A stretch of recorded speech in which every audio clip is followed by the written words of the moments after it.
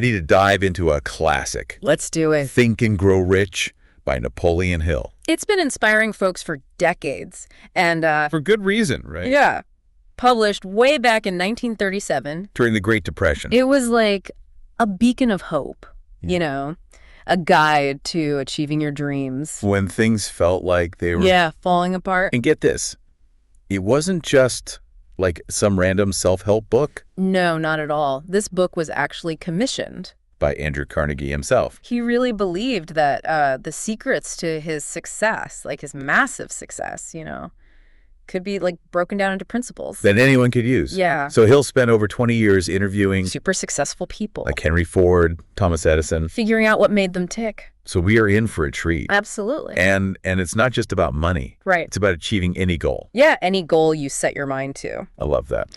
And it all starts, really, with Hill's first principle, Okay.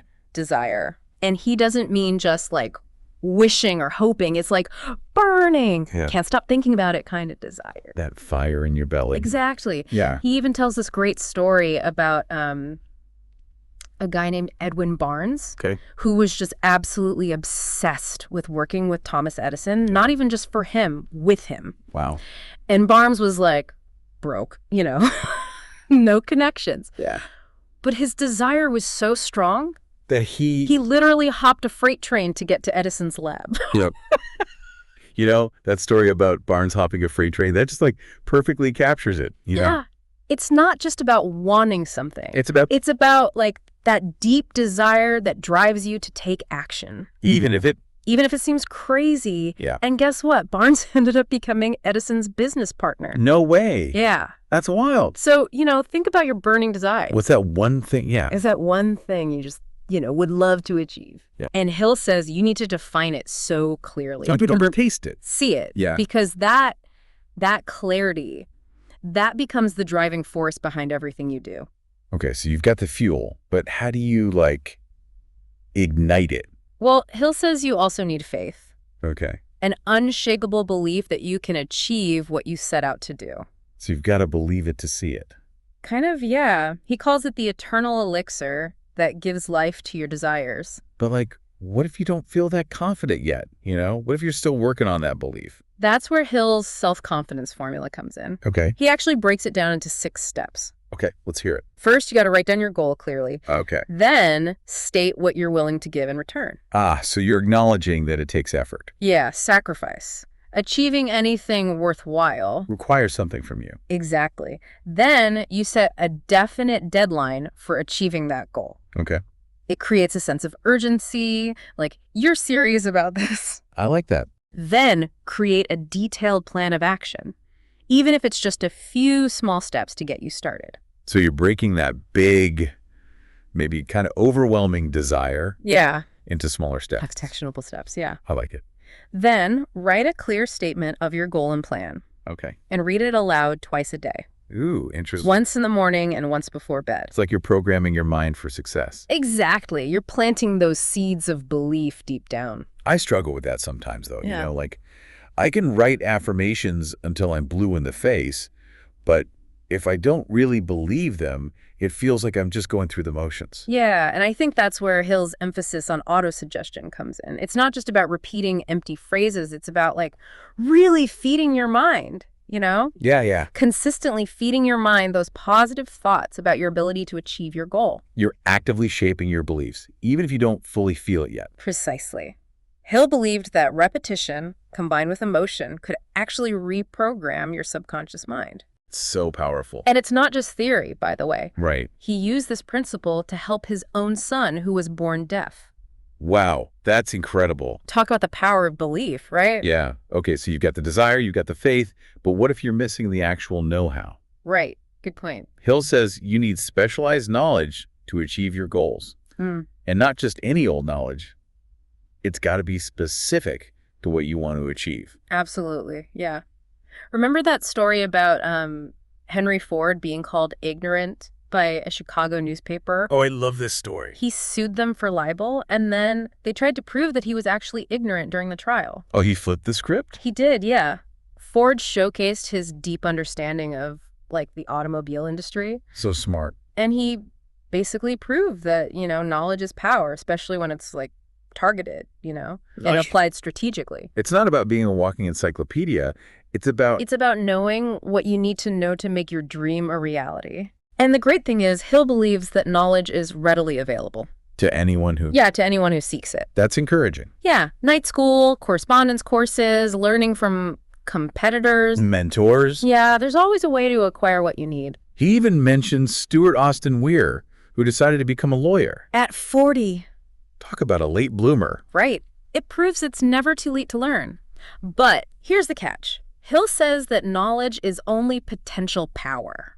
Until you organize and apply it to a definite purpose. You could read every book on building a business, but if you never take action... It's all for nothing. Right. Okay, so we've got the desire, the faith, the knowledge. Feeling pretty good, right? I think so. But wait, there's more.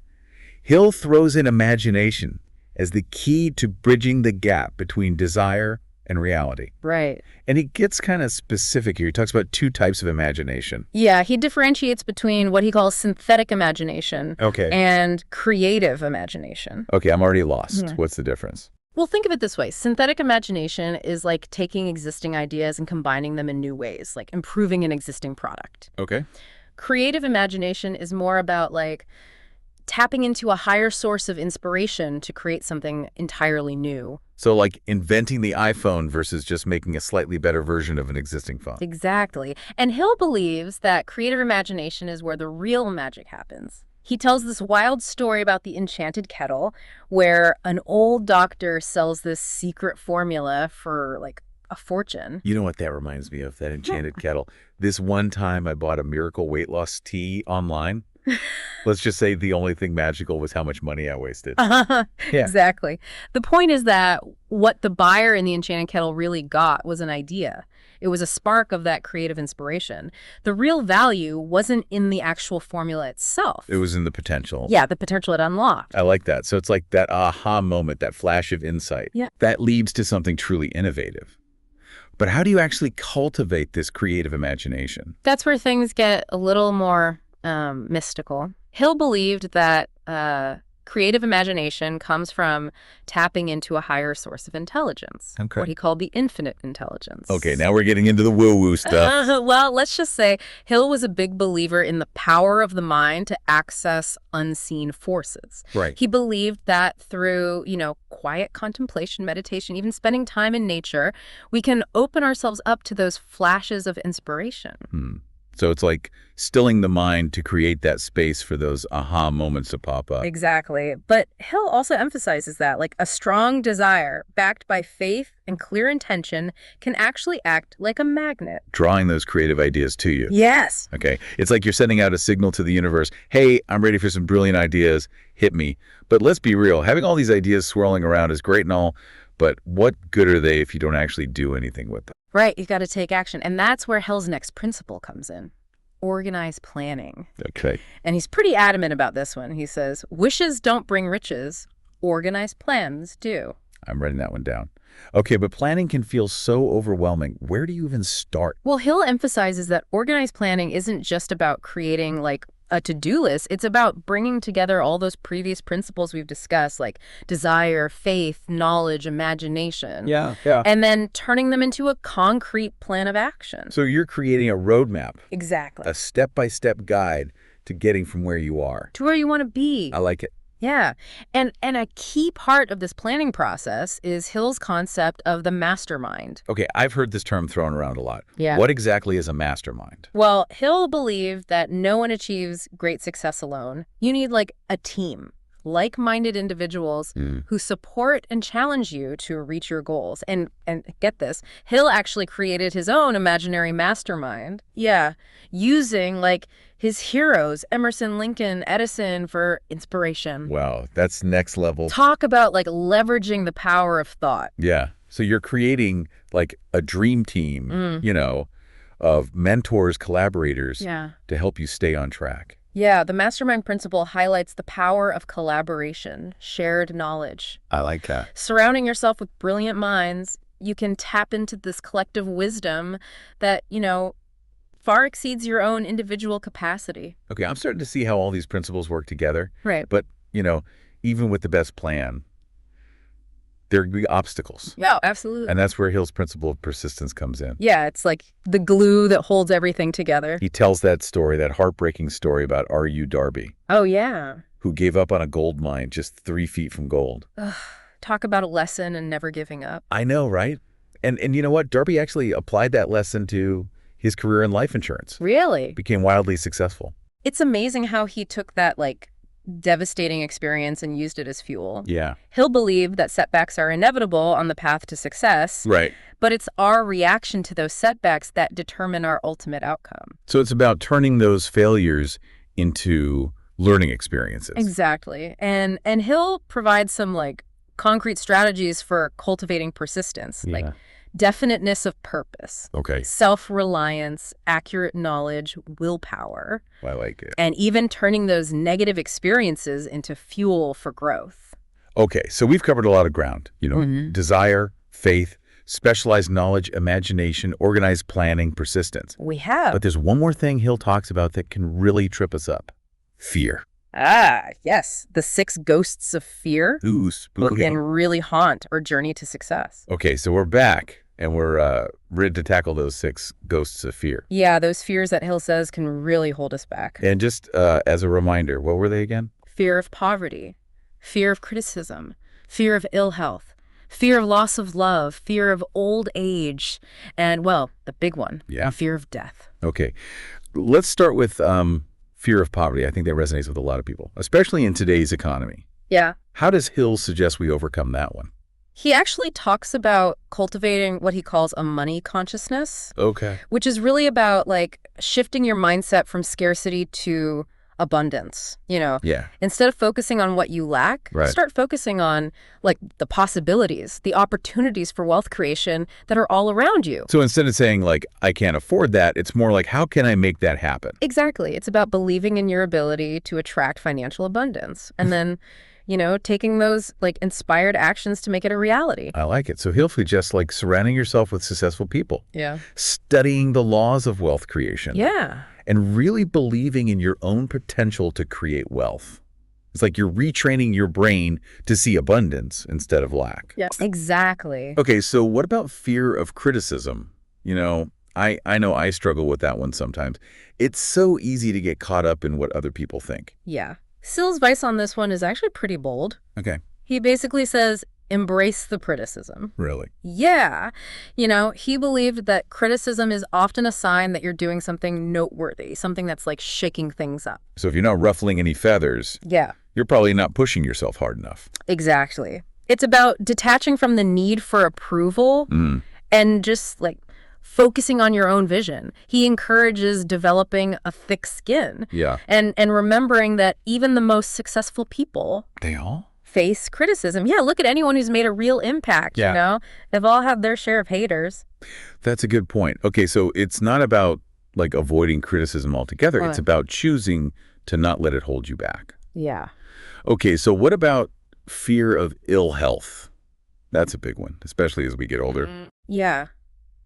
Hill's approach to this fear is all about taking a proactive approach to, like, your well-being, Okay. He emphasizes focusing on preventative health measures, Okay. maintaining a positive mental attitude, and really avoiding dwelling on, like, negative thoughts about illness. So it's about taking care of your body, taking care of your mind, Yeah, not letting fear dictate your health. that's it. And it's also about recognizing that, while we can't control everything, we can control our choices and our mindset. Yeah. He encourages, like, seeking competent medical advice when needed, Of course. but not becoming obsessed with symptoms Right. or worst-case scenarios. Yeah. It's about finding that balance between, like, taking care of yourself but not letting fear take over. Exactly. Okay, what about fear of loss of love? This one can be especially tough because it often stems from, like, past hurt, heartbreak. Yeah. Hill's advice here is really about focusing on cultivating self-love Okay. and self-acceptance as, like, the foundation for attracting healthy, loving relationships. So it's not about desperately seeking love from others. Right. It's about recognizing your own worthiness of love. Yeah. And approaching relationships from a place of wholeness. Exactly. When you truly love and accept yourself, Yeah. you're less likely to settle for less than you deserve. Yeah. And you attract people who, resonate with that energy. It's like that saying, you can't pour from an empty cup. You have to fill yourself up with love first. That's a good one. Okay. Fear of old age. Yeah. This one hits close to home for a lot of people. It does. Well, Hill actually challenges us to reframe our perspective on aging. Okay. Instead of seeing it as a time of decline, Right. he encourages us to view it as a time of wisdom and experience. Right. It's about continuing to learn, grow, and contribute to the world, no matter your age. So it's like embracing the aging process, seeing it as another chapter in life, not like the end of the story. Yeah. And, he talks about staying active, engaged in life, surrounding yourself with people of all ages, and really tapping into that wealth of knowledge and experience that comes with age. Okay. So it's about staying curious, staying connected, and continuing to live a vibrant life, no matter how many candles are on your birthday cake. Exactly. All right. Let's talk about the big one, the fear of death. This is something everyone grapples with at some point. It is. And Hill's approach to this fear is pretty profound, I think. Okay. He basically says to face it head on, accept its inevitability, Okay. and then focus on living a life of purpose and meaning. So instead of fearing death, you're using it as motivation to make the most of your time here. Exactly. He believed that the fear of death often stems from a fear of leaving something undone, of not truly living our purpose. Yeah. So he encourages us to, pursue our passions, Right. leave a positive legacy, and really make the most of every moment. So it's about shifting from a place of fear to a place of intentionality, really asking yourself, what do I want my life to stand for? Absolutely. We've covered a lot of ground with these 6 fears. Absolutely. But, even if you've conquered your fears, you're feeling confident. Yeah. There's still this element of, okay, but how do I actually make things happen? Right. Well, that's where Hill's focus on organized planning comes in. Yeah. He's adamant that simply wishing for something won't make it happen. Yeah. You need a clear plan, like a roadmap for achieving your goal. He has that great line, wishes don't bring riches, organized plans do. I love that one. But, planning can feel so overwhelming. Where do you even begin? Well, he actually breaks it down into 6 steps. Okay. First, you got to define your goal in very specific terms. Okay. It can't be vague or general, Yeah. You just know exactly what you want. So instead of saying, I want to be rich, Right. it's, I want to earn X amount of money by doing Y. Exactly. The clearer you are about your goal, the more likely you are to actually achieve it. And then the second step is to determine what you're willing to give in return for achieving your goal. Yeah, because nothing comes for free. Right. You have to be willing to pay the price, whether it's in terms of effort, time, discipline, maybe even making some tough choices. Yeah. So you're consciously deciding what you're willing to invest in your goal. Okay, what's next? This is super important. Setting a definite deadline for achieving your goal. Okay. And writing it down. I've heard that even just telling someone your goal increases your chances of achieving it. So writing down your deadline makes it even more concrete. Totally, yeah. It's like you're making a commitment to yourself. Okay, with taking notes here. What are the last 3 steps? Okay, so the 4th step is to create a detailed plan of action for achieving your goal. Right. Break it down into smaller, more manageable steps. Okay. And start taking action immediately, even if it's just one small step. Yeah, you're taking that big goal and turning it into bite-sized actions that you can tackle one at a time. Exactly. And the 5th step is all about repetition. Okay. And impressing your goal on your subconscious mind. Hill says to write a clear, concise statement of your goal and your plan, and then read it aloud twice a day. Ooh, interesting. Once in the morning and once before bed. It's like that self-confidence formula we talked about earlier, but now you're layering in your specific plan. Yeah. Okay. And finally, the 6th and final step. Take action. Yes. Put your plan into motion. Do it. Start moving toward your goal. It's about turning those thoughts and plans into concrete actions. All about execution. Okay, so we've got the plan, but what about those times when you hit a wall? When you face setbacks or challenges? Right. That's where Hill's principle of persistence comes in. Yeah. He believed that persistence is the quality that separates winners from losers. And, he even lists 8 factors that contribute to persistence. We talked about definiteness of purpose, desire, self-reliance, definiteness of plans. Yeah. What about accurate knowledge? Right. He'll believe that knowledge is power, but only when it's like accurate and relevant to your goal. Yeah. He encourages seeking out expert advice, mentorship, continuous learning. It's about recognizing that you don't know everything. Yeah. And being willing to seek out the information and the guidance that you need. Exactly. No one is an expert at everything. Right. And there's always more to learn. Okay. What about cooperation? Oh, yeah. We touched on this a little bit with like the mastermind concept. Right. Hill believed that no one achieves great success alone. You need a team of like supportive individuals who share your vision and are willing to help you along the way. It's about recognizing the power of collaboration, leveraging the strengths and talents of others to achieve a common goal. Okay, what about willpower? That one sounds tough. Willpower is like the ability to control your thoughts and actions, to stay focused on your goal, even when things get tough. It's about resisting those temptations to like procrastinate or give up when the going gets rough. Exactly. Hill believed that willpower is like a muscle that can be strengthened through practice and discipline. I like that. Yeah. The more you exercise your willpower, the stronger it becomes. And finally, habit. Habit. It's all about like consistently doing the things that support your goals. I'm sensing a theme here. It's all about consistency. It is. Hill believed that persistence is ultimately a habit, a pattern of behavior that you develop over time. Yeah. The more you practice persistence, the easier it becomes. He even suggests using like autosuggestion to cultivate the habit of persistence. Just like we talked about cultivating self-confidence.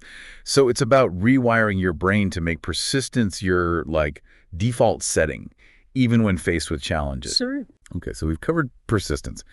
But there's like one more concept that Hill introduces that I think is really intriguing, even if it sounds a little far out. Okay. The sixth sense. Ah, yes, the sixth sense. What is that all about? This is where Hill gets a little mystical. I was going to say. He believed that the sixth sense is the faculty of creative imagination. Okay. That ability to tap into a higher source of intelligence and inspiration. It's like intuition on steroids. So those aha moments, those flashes of insight, that's the sixth sense at work. Exactly.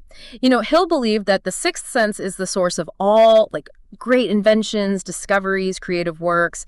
He even claimed that it's possible to develop this faculty Really? through practice and by like cultivating a state of mental harmony and receptivity. Okay, but how do you actually cultivate this sixth sense? Like, how do you make that happen? Well, Hill suggests a few methods, including like quiet contemplation, meditation, spending time in nature. He believed that these practices help to like quiet the mind and create space for inspiration to flow in. So it's about creating the conditions for those like intuitive insights to emerge. Exactly. And Hill also believed that a strong desire backed by faith and a clear intention can actually help to like activate the sixth sense. Okay. It's like sending out a signal to the universe. I'm ready for some guidance. Show me the way. So it's not just about like passively waiting for inspiration to strike. It's about actively seeking it out, creating that space for it to emerge. Exactly.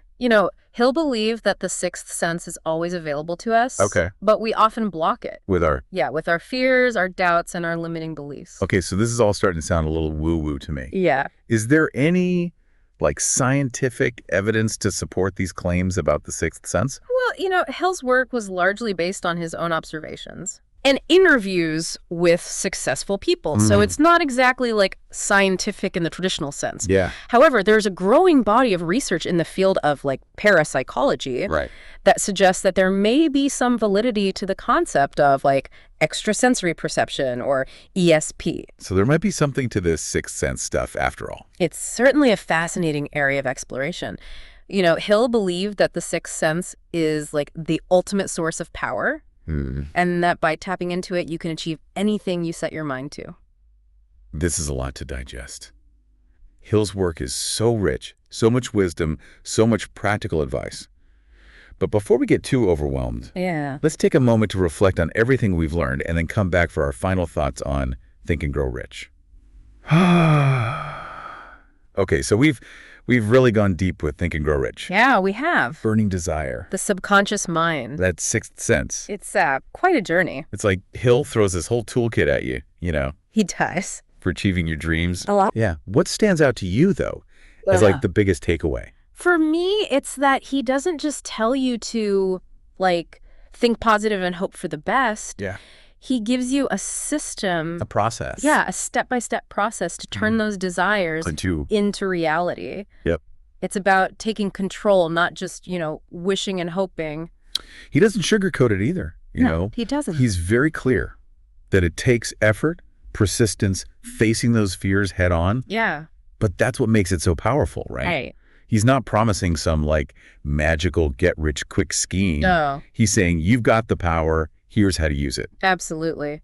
One of my favorite quotes from the book is, riches, when they come in huge quantities, are never the result of hard work.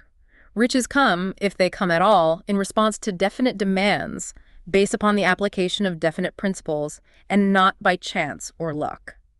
So good. It's like he's saying, stop waiting for things to happen, make them happen. That's it. I love that. And this applies to any goal, not just financial success. Right. Like whether you want to start a business, write a book, travel the world, whatever it is. Hill's principles give you that framework. To make it happen. Yeah. And what's so striking is how relevant his work remains, even today, right? I know. It's amazing. I mean, he was writing during the Great Depression, Yeah. but his principles are timeless. They are. They tap into something so fundamental about, like, human potential, our ability to shape our own destiny. Absolutely. One of my favorite quotes, and you kind of touched on this earlier, is, you are the master of your fate, the captain of your soul.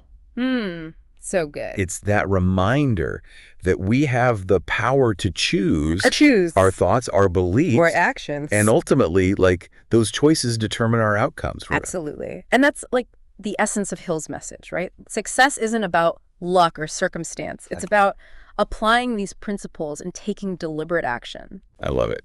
Okay, it's so easy to read a book like this and feel so inspired. Right. Yeah. But then, life gets in the way. Those good intentions kind of fade. Yeah, they do. How do we actually, like, integrate these principles into our daily lives and make them stick? It's tough. I think it starts with choosing one principle that really resonates with you. Yeah. And, like, focusing on applying it consistently. Maybe it's the power of autosuggestion, or maybe it's the importance of organized planning. Right. Whatever it is, make it a daily practice. So pick one tool from the toolkit. Yeah. Master it, and then move on to the next. Exactly. And, don't be afraid to experiment. Right. To, like, tweak the principles to fit your own unique personality and goals. All right. Hill provides that framework, but ultimately it's up to each of us. To make it your own. To make it your own. I love that. And I think that's a great note to end on. Think and Grow Rich. It's more than just a book, right? It's a call to action. It's a challenge to step into your power and create the life you desire. Yeah. And remember, the journey itself is just as important as the destination. Ooh, good one. Enjoy the process, embrace those challenges, and celebrate those victories along the way. Yes. Thank you for joining us for this deep dive into Think and Grow Rich. We hope you found it insightful, inspiring. Yeah. And now go out there and make those dreams a reality.